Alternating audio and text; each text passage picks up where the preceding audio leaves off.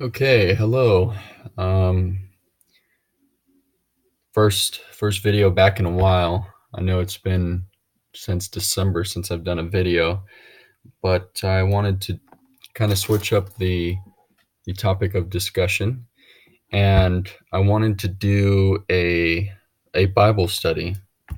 And this Bible study is going to be on Ecclesiastes. So Ecclesiastes was one of the first, I think it was the third book that I read in its entirety in the Bible when I was becoming a Christian. And it was just such an impactful book to read because it represented everything that I was feeling coming into uh, being a Christian.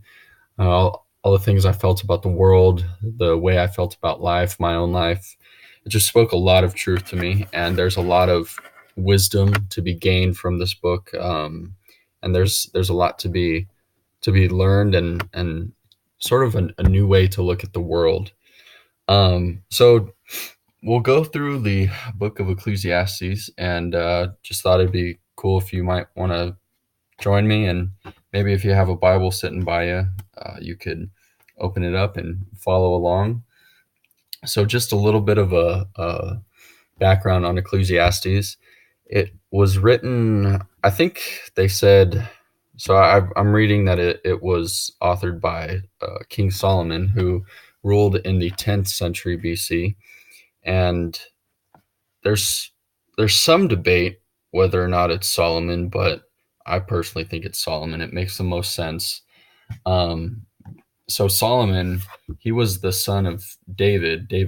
Was the greatest king of Israel, and in so Solomon was very well known for having a lot of wisdom. So he wrote Proverbs, Ecclesiastes, Song of Solomon, and no, it might be. I don't know if he wrote. I don't know. I might be leaving out one, but anyways, Proverbs, Ecclesiastes, and the Book of Job are three books of wisdom literature in the Bible, and he's at least written two of them. I'm not sure who wrote Job. I guess I should have looked that up beforehand. But anyway, so like in the Bible, in First Kings, here it says in starting in chapter 4, verse 29, if you want to open to that. It says, "And God gave Solomon wisdom and understanding beyond measure, and breadth of mind like the sand of the seashore, so that Solomon's wisdom surpassed the wisdom of all the people of the East and all the wisdom of Egypt." And then further down, he says, "He spoke also of beasts and of birds and of," oh, wait, that's not. Sorry, next part. "And people of all nations came to hear the wisdom of Solomon, and from all the kings of the earth who had heard of his wisdom." So he's a very, very wise guy. One of the definitely more successful kings of Israel, if you look in the book of Kings, for sure. um, so So Solomon wrote this, it's believed, at the end of his life. It makes a lot of sense. I don't see how someone can write all this stuff being a young person.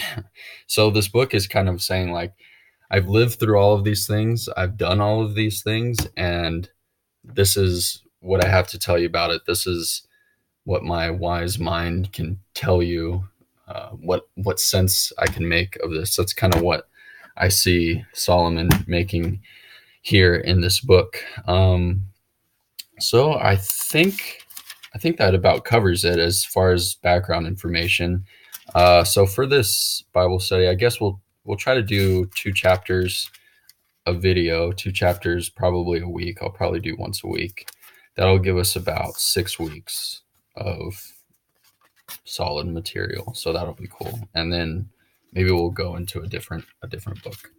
But okay, so let's get started. So here we are at Ecclesiastes 1. So here we go. All is vanity. The words of the preacher, the son of David, king in Jerusalem. "Vanity of vanities," says the preacher. "Vanity of vanities. All is vanity." So I want to stop here and let you know there's this word that comes up in Ecclesiastes so much. It's almost 40 times. I think it's like 38. exactly, but Solomon uses it a lot. And the original word, I believe in, I don't know if it's Hebrew. I think it's Hebrew, but the original word that it was written, which is, I think it's pronounced hevel, it it's kind of lost its meaning. It's kind of lost in translation a little bit, and because it's such a different language than English is, it's kind of hard to understand what they exactly meant. But we have a good idea. So a lot of, I think a few translations will have, instead of vanity or vanities, it'll say like meaninglessness. And I'm using the English Standard Version, if you were wondering. So vanity, the the word, the Hebrew word, it translates to vapor. So it's like smoke. So think of, when he says vanity, he's kind of comparing it to smoke. So when you think of like a like like a cigar smoke or vape smoke or whatever, um, you kind of, it looks, there's like this substance here, right? And you could see it, and you could even smell it too. But it's not long that it kind of dissipates and it's gone, and you can't really smell it anymore. And it gets to the point where it's almost like it was never even there in the first place. And if it's in the air and you see it, you can put your hand through it, and it just doesn't stay in your hand, and it just dissipates even more, and it breaks apart. So that's kind of, so keep that in your mind as we go through Ecclesiastes, that kind of metaphor to smoke, as every time that Solomon mentions vanities. So I'll pick up here, verse 2, where I started. Vanity of vanities, says the preacher, vanity of vanities, all is vanity. What does man gain by all the toil at which he toils under the sun?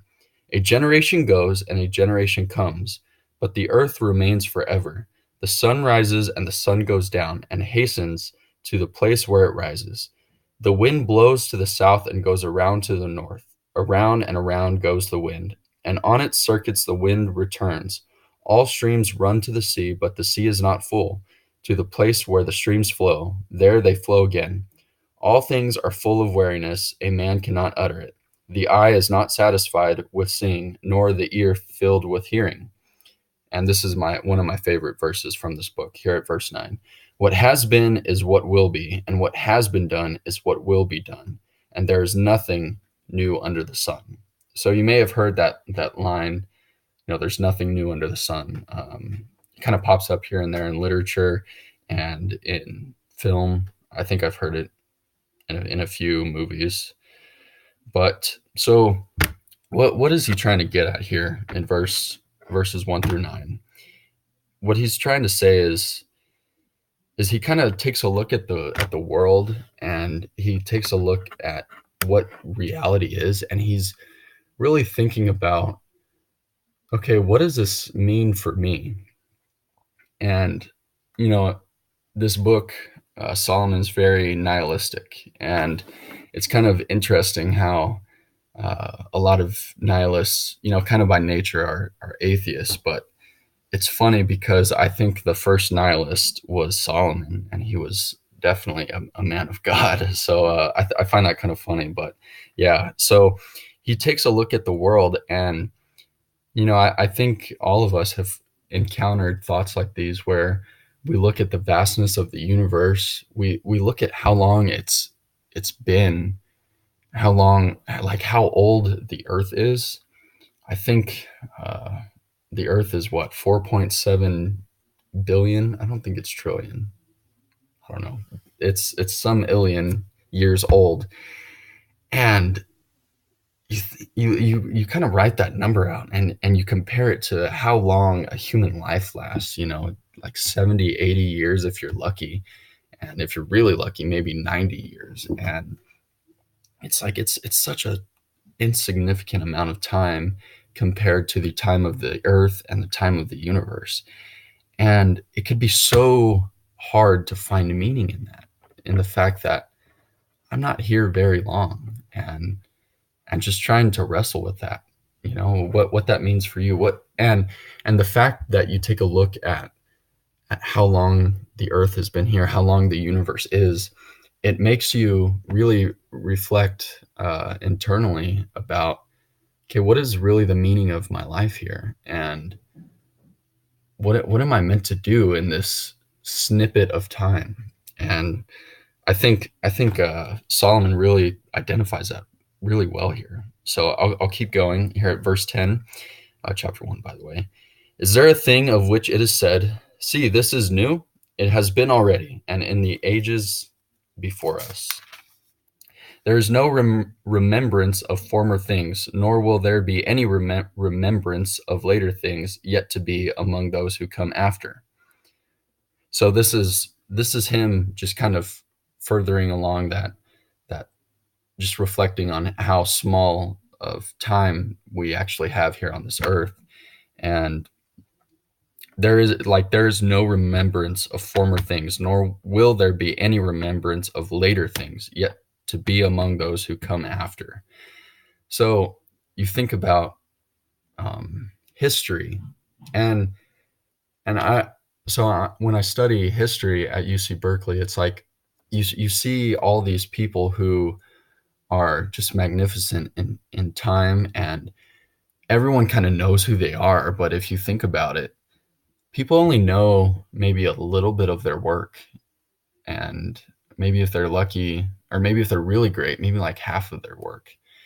And people don't really know their lives. They only know a very small portion of these historical figures' lives, and it's by the work that they've done. But people don't really think about maybe the relationships they've had, maybe the struggles they face in their own life, and just how most of the time was not actually on that work. And it's like people don't remember those things, and it makes it even more depressing to know that, okay, maybe what I'm here to do is like, it can be so easily forgotten. But here I'll continue the vanity of wisdom here at chapter 1, verse 12. I, the preacher, have been king over Israel and Jerusalem, and I applied my heart to seek and to search out by wisdom all that is done under heaven. It is an unhappy business that God has given to the children of man to be busy with. I have seen everything that is done under the sun, and behold, all is vanity and a striving after wind. So there you have that picture of striving after wind or of smoke. So he's pointing out. He said he's kind of setting up what he's about to explain as far as everything that he's been, or that he has done in his life. So he's done all of these things, and he says, yet they are still vanity. And the rest of most of this book is, we're going to get into what he has done. So I'll continue here at verse 15. What is crooked cannot be made straight, and what is lacking cannot be counted. I said in my heart, I have acquired great wisdom, surpassing all who were over Jerusalem before me, and my heart has had great experience of wisdom and knowledge. And I applied my heart to know wisdom and to know madness and folly. I perceive that this also is but a striving after wind. For in much wisdom is much vexation, and he who increases knowledge increases sorrow. So let's take a look at that last line right there, verse 18. For in much wisdom is much vexation, and he who increases knowledge increases sorrow. So it's kind of interesting, when I was in high school, and just the more I kind of learned about life and the more I learned about the world, it's so depressing, man. It's like you come to this knowledge, and I know it doesn't say it explicitly, but this is something you can kind of draw out of the material, is when you come to know how the world really is. And in this sense, I'm meaning like the work of evil, the fact that there's so much evil, and you see all of these things come into play in the earth, or I should say on the earth. And it makes you so depressed, and it's so sorrowful, right? So it's like, what is there to do about all this evil, because it just keeps coming up again. And you look in the news, it's so easy to come upon evil in the world, and it's so wrong to us, and but yet we feel like helpless, and it's just very depressing. And I felt this um, before I became a Christian. I still feel it now. It's so hard to deal with that fact of evil, and the more you learn of it, it's the more depressing it can be, for sure. Um, so I'm going to go now into. Oh wait, hold on. There was another verse I wanted to. Um, okay, so yeah, so verse 17. It's interesting. You compare 18 and 17. So 18, he has a lot of wisdom, and the more knowledge you get, it increases sorrow. So it's very depressing. But in verse 17, he says, I applied my heart to know wisdom and to know madness and folly. So he takes time to learn, or to know wisdom, and then to also be ignorant, and to be kind of what the Bible may say stupid, or sorry, the Bible would say simple. We would say stupid.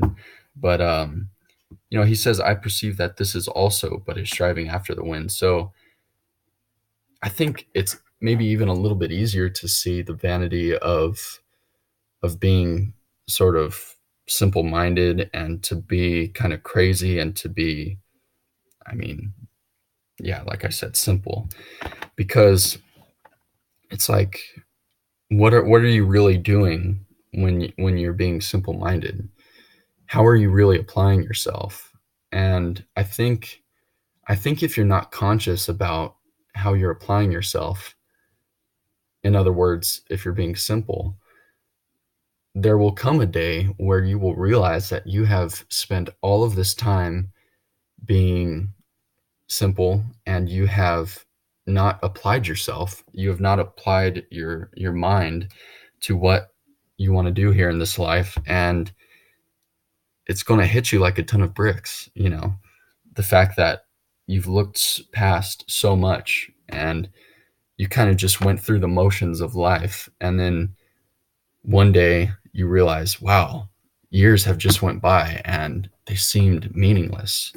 So there's just like so much wisdom here about knowing. I know it's kind of contradictory, but to know wisdom and then to know folly, both are vanity, both are striving after the wind.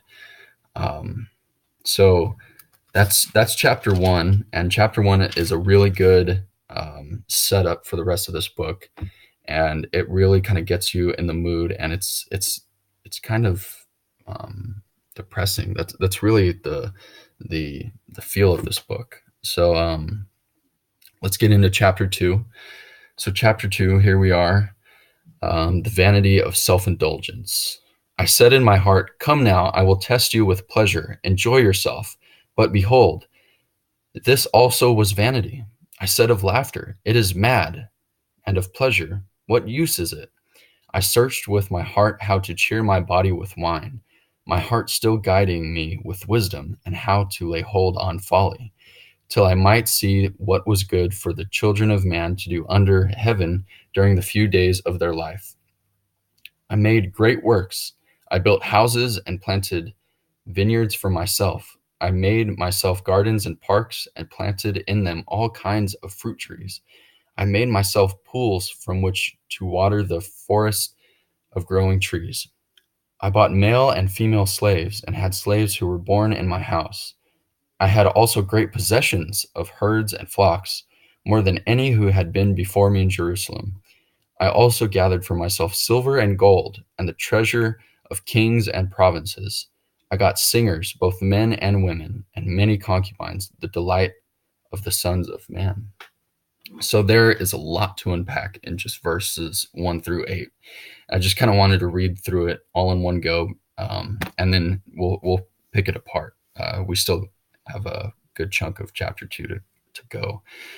But here, in the beginning, he says he seeks pleasure, he seeks laughter, and then he says further that he wants to cheer his body with wine. I think that's a very fancy way of saying he likes to get drunk, and it says, he's still saying that all of these things are of vanity. And I just find this interesting because so many people um, go through this world, go through this whole life, go through their whole life seeking pleasure.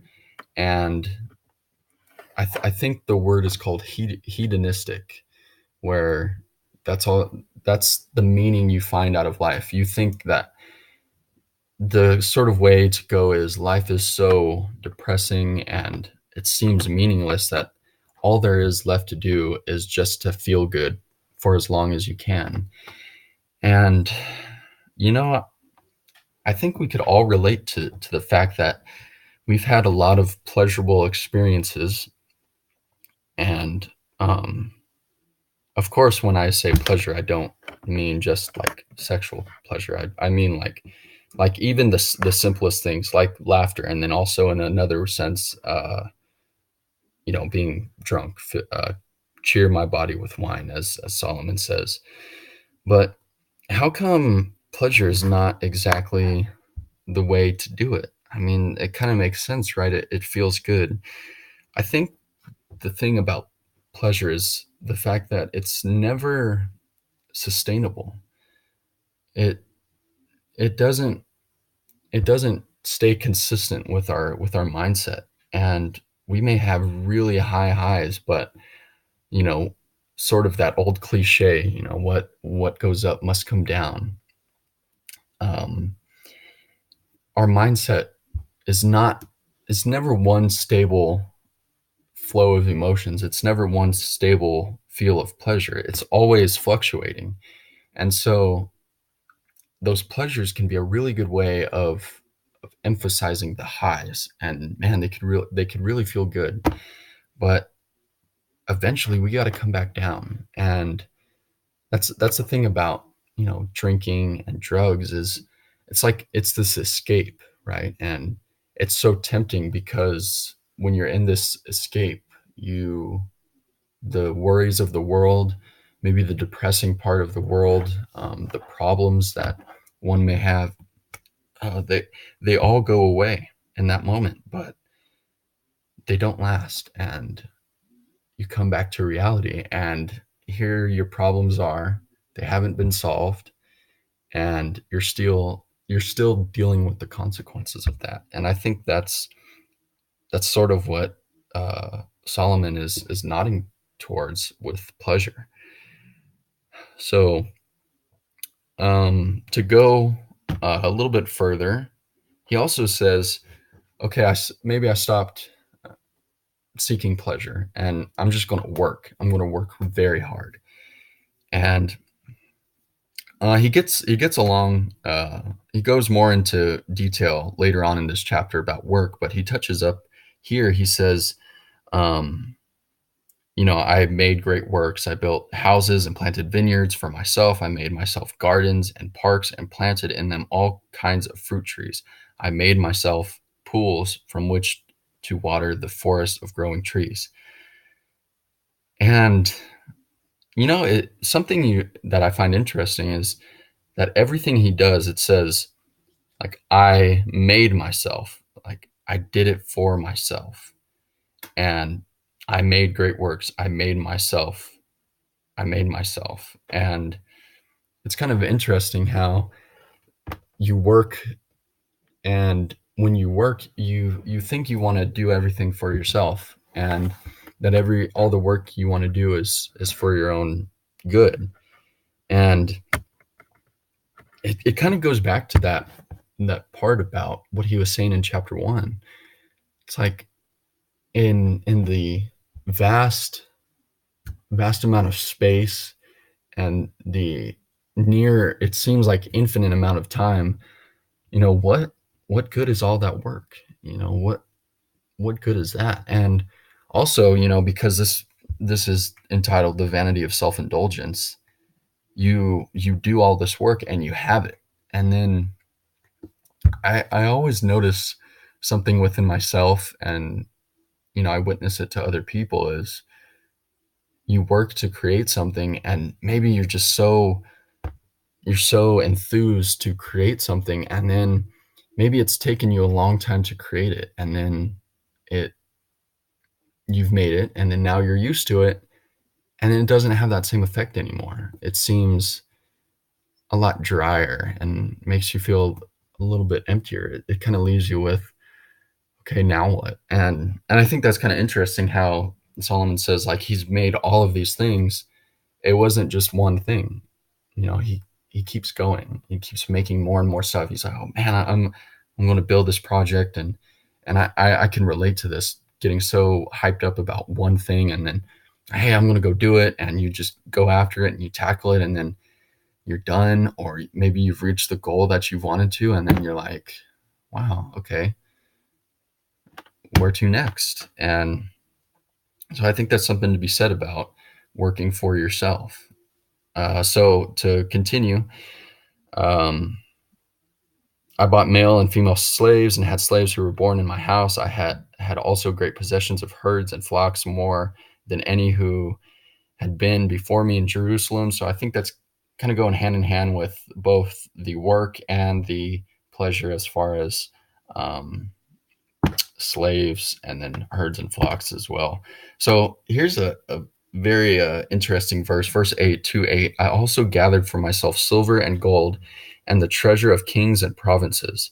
I got singers, both men and women, and many concubines, the delight of the sons of man. So he puts it very modestly here, where he says, I also gathered for myself silver and gold and the treasure of kings and provinces. So if you ever look who have been the richest people in history, King Solomon is there, and there's debate whether or not he is the richest person to have ever lived or the second richest. I think it's some guy in like Africa who might surpass him, but they estimated this.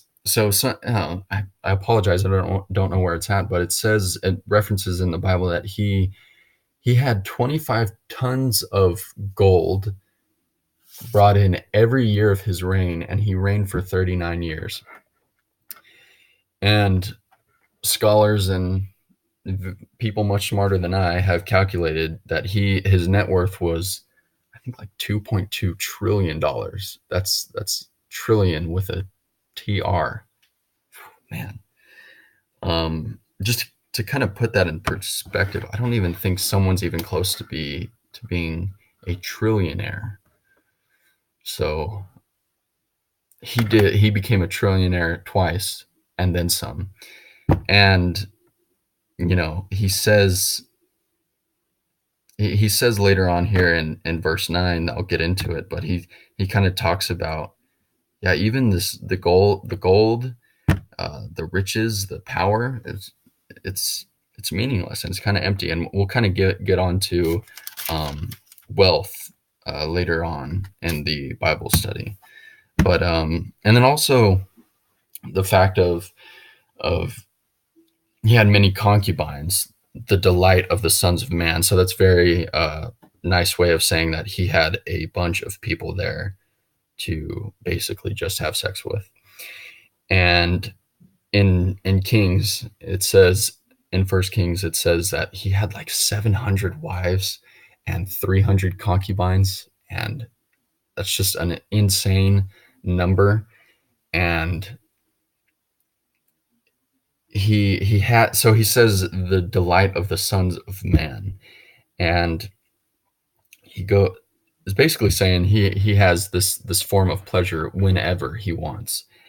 And it's interesting because he still is writing that this is vanity. And going back to what I was saying earlier on with pleasure, is it's never sustainable. And I think something too with the idea of sex is, I think, because something that you got to think about with God is people like to think of God as being this really authoritative figure, but you also kind of got to realize too, like God made sex too, and it's like, wow, he made that. And, it's supposed to be like one of the greatest things a human can feel as far as sensation and pleasure and whatnot. But yeah, he created that. But like all things that God has created, he's created it for a purpose, and we humans can abuse that purpose.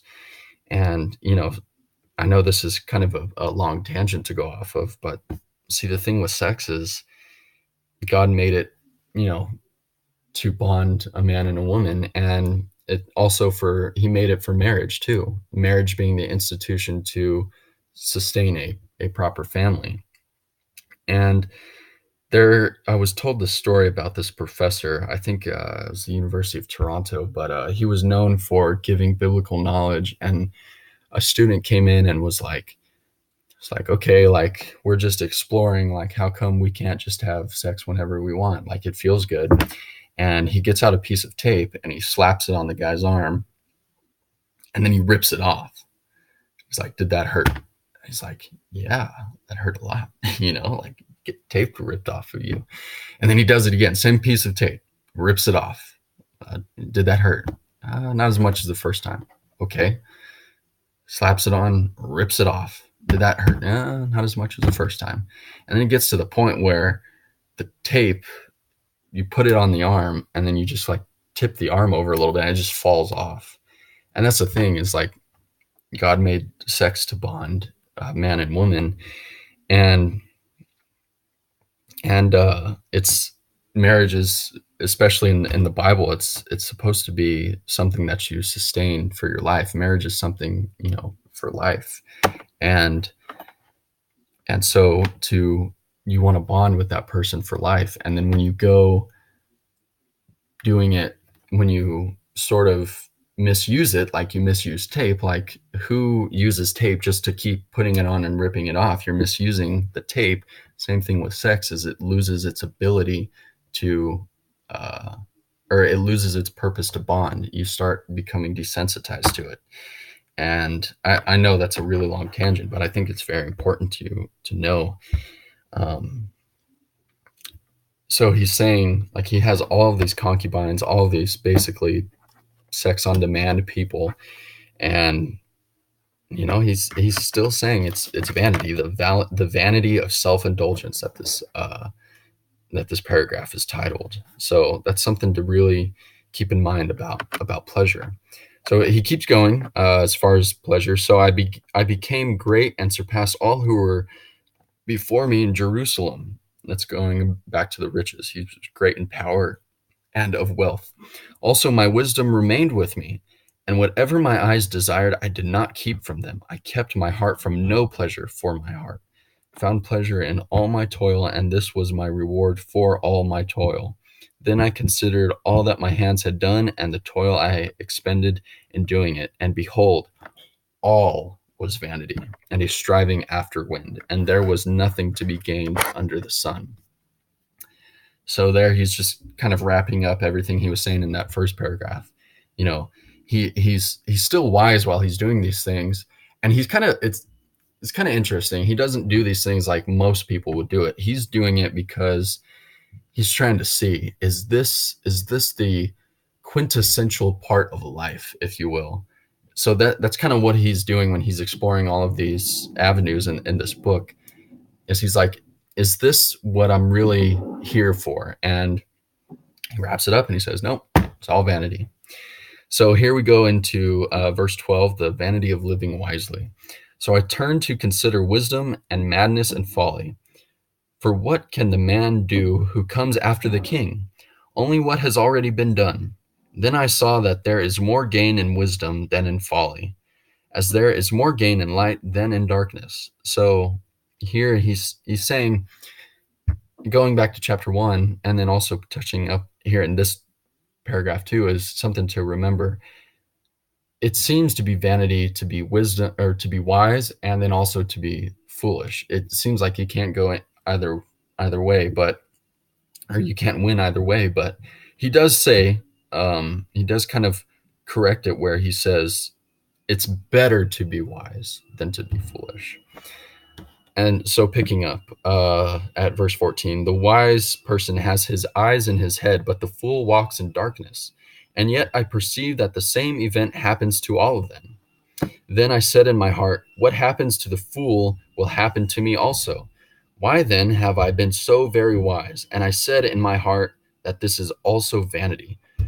For of the wise as of the fool, there is no enduring remembrance, seeing that no enduring remembrance, seeing that in the days to come all will have been long forgotten.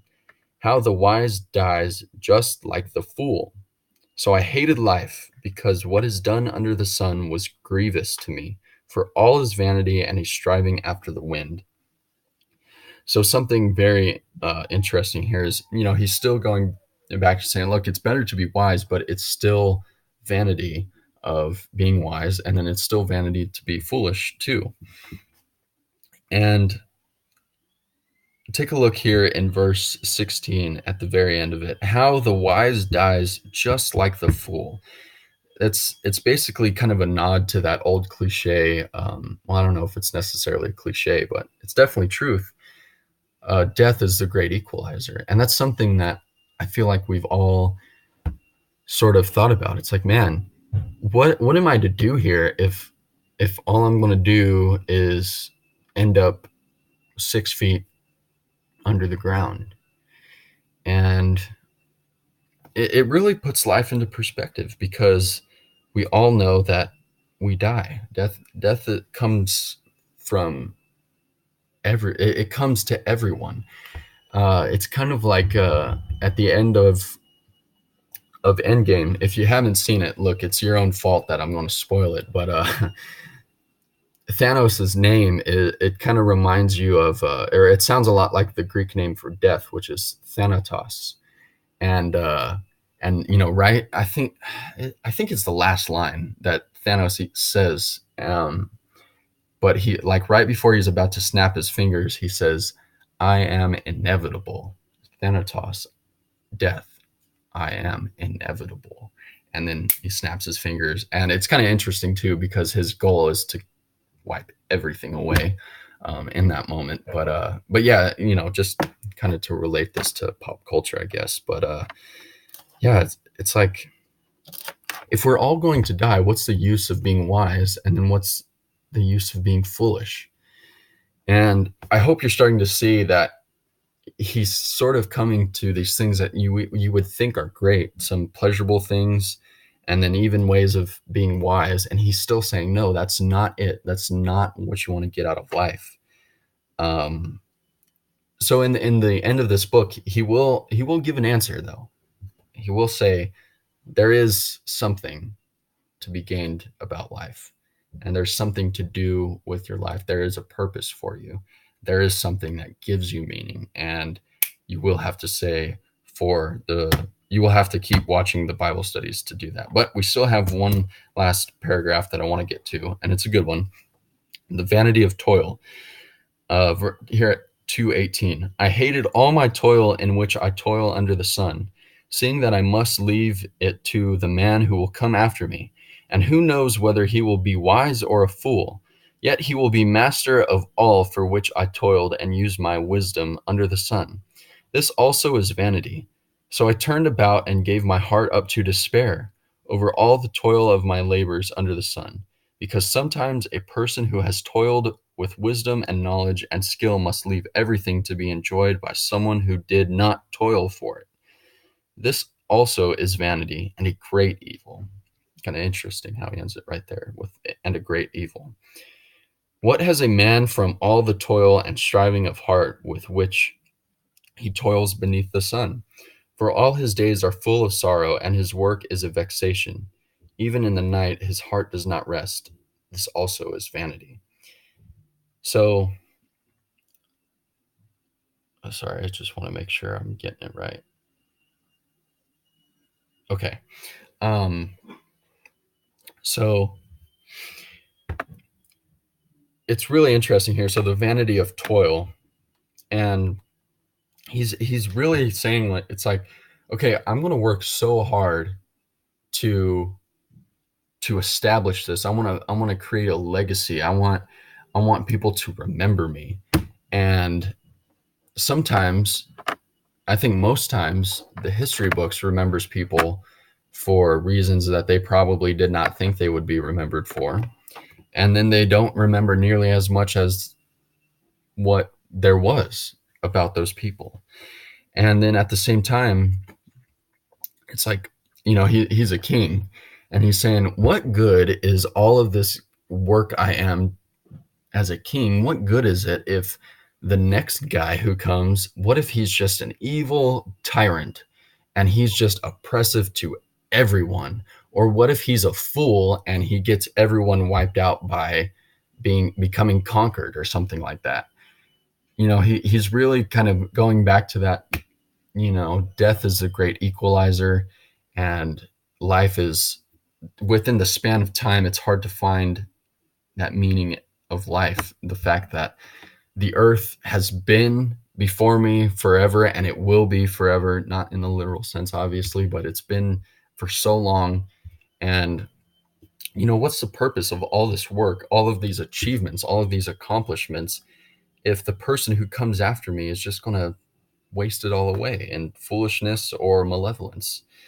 So I think that's one of the most impactful parts of this book, really. But I mean, you find those parts all throughout this book, to be honest with you.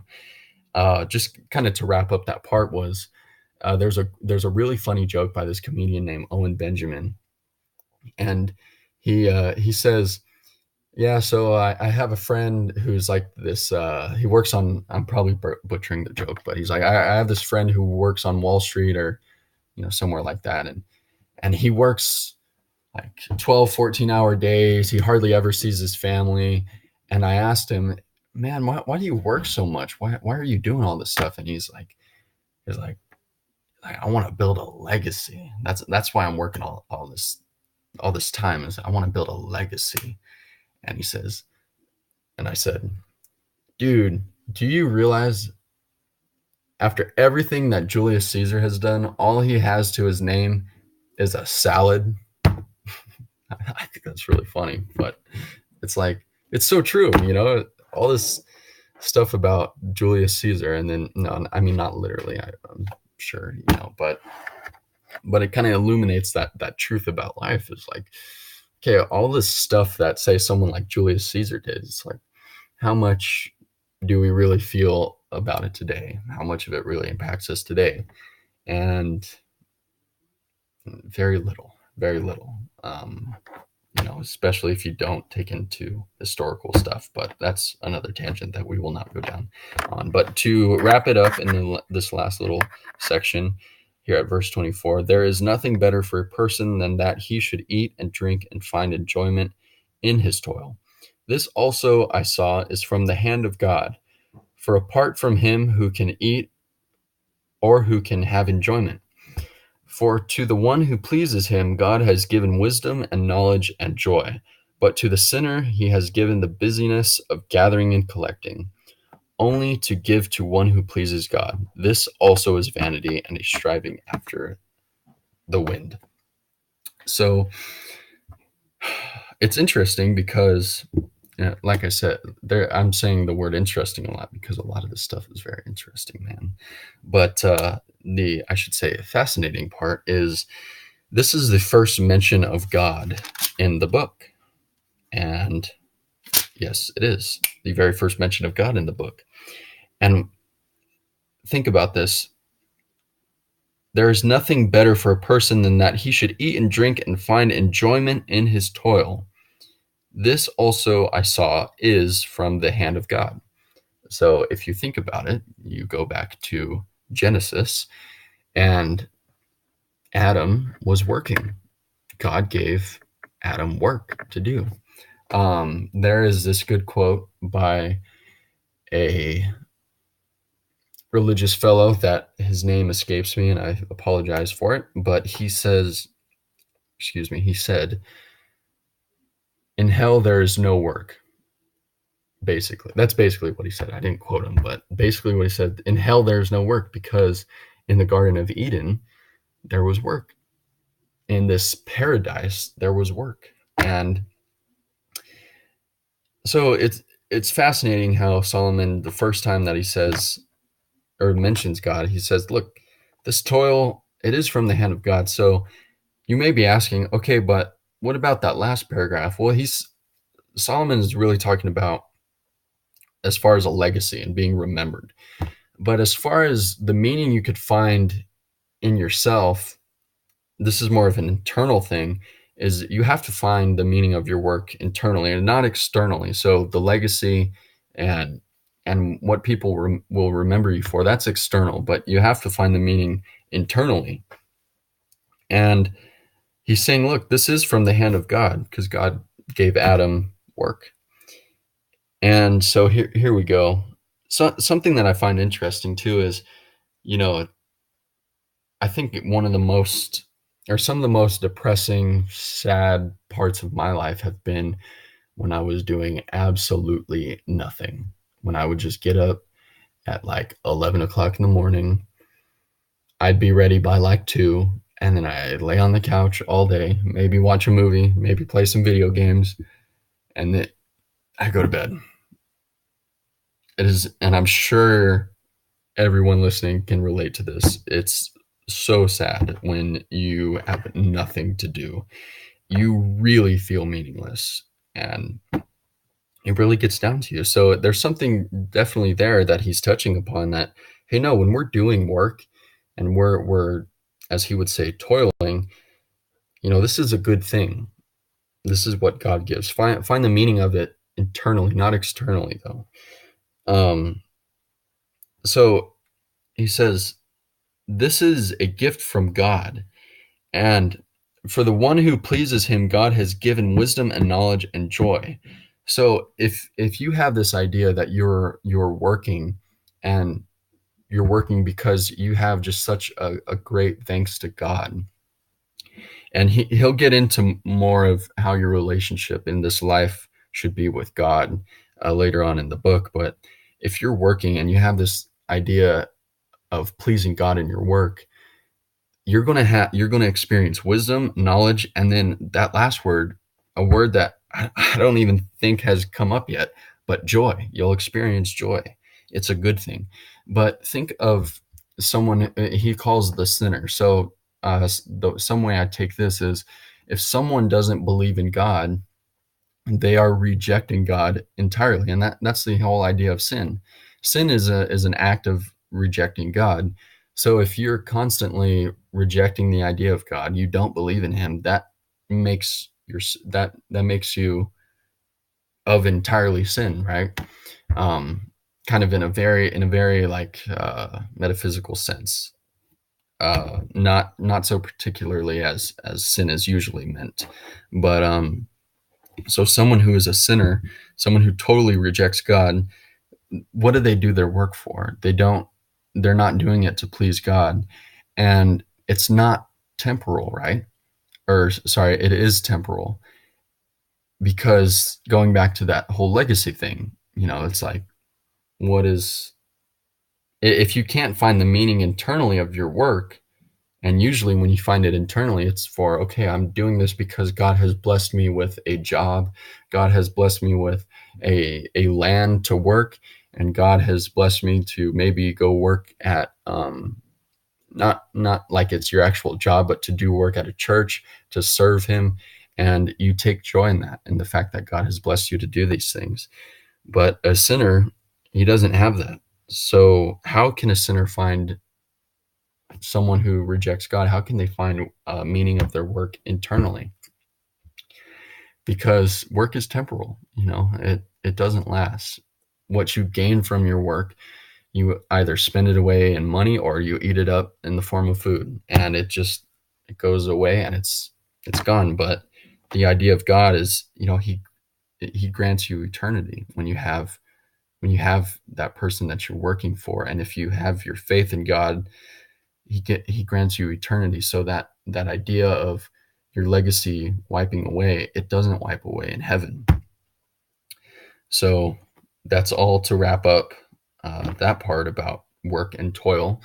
thus wrapping up the first two chapters of Ecclesiastes. I really hope that what I have had to say has kind of opened your mind a little bit. Ecclesiastes, like I said, it's one of the most impactful books for me in the Bible that I've read, and it's one of my favorites. It's just so rich in knowledge, and it's just so true. And so I just really hope that you enjoyed this, and I hope that you'll join me in my next videos. I know they're kind of long, 15 minutes, but I mean, if you think about it, I mean, all the Bible studies I've been in have been at least an hour. So I think we're putting in a good amount of time, sufficient amount of time as well. But anyways, I hope that you look into this stuff for yourself, kind of think about it for yourself, and please let me know what you think. If you have any ideas about the material, you can tweet at me. I'm saying that like I'm some famous person, but tweet at me tmauk_2, TMAUK_2, and I'd love to have a discussion with you about this.